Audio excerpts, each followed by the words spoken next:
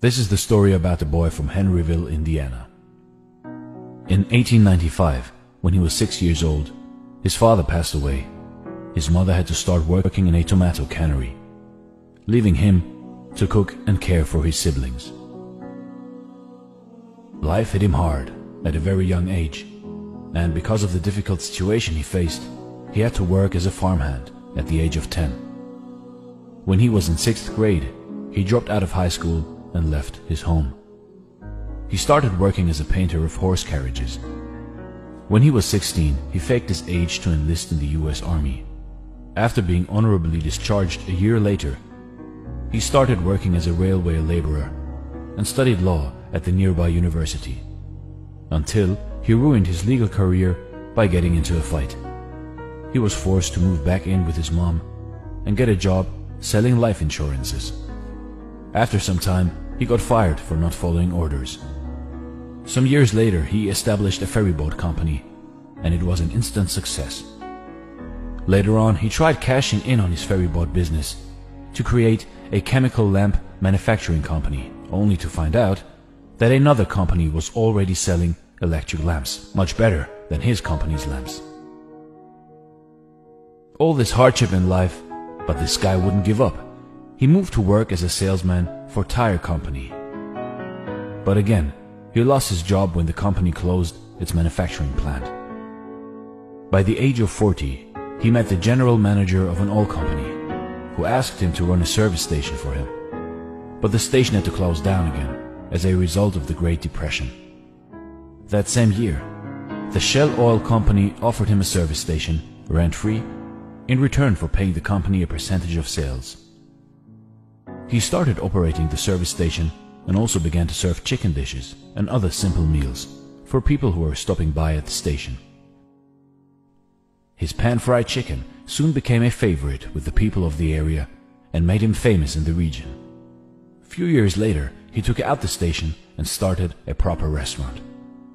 After fairly succeeding at this venture, he started to advertise his food, and to his shock, an argument erupted out of the blue with a local competitor and resulted in a fatal shootout with one of his employees dying. 4 years later, he bought a motel next to his chicken restaurant, hoping for better business. But it caught fire and burned down to the ground together with his restaurant. Yet this ambitious man rebuilt and ran a new motel with a 140-seat restaurant until World War II forced him to close it down again. When war had ended, he tried selling his recipes to other restaurants.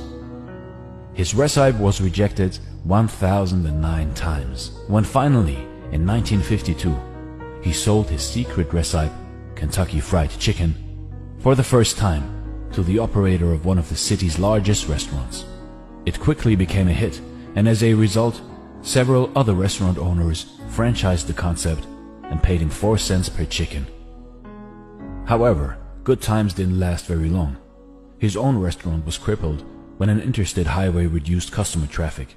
He sold it and was left only with his savings and $105 a month from Social Security.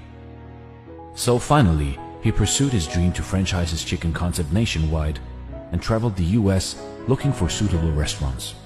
He opened a new restaurant and a company headquarters in 1959. He often slept in the back of his car, he visited restaurants, offered to cook his chicken, and if the owners liked it, then he negotiated a franchise right. In 1965, at the age of 75, he was just getting started.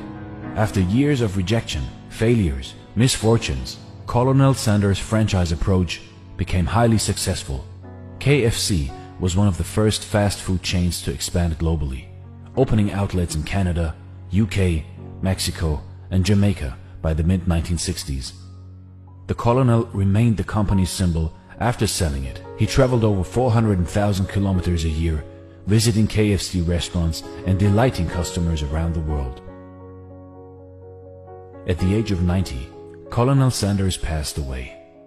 At that time, there were around 6,000 KFC locations in 48 different countries.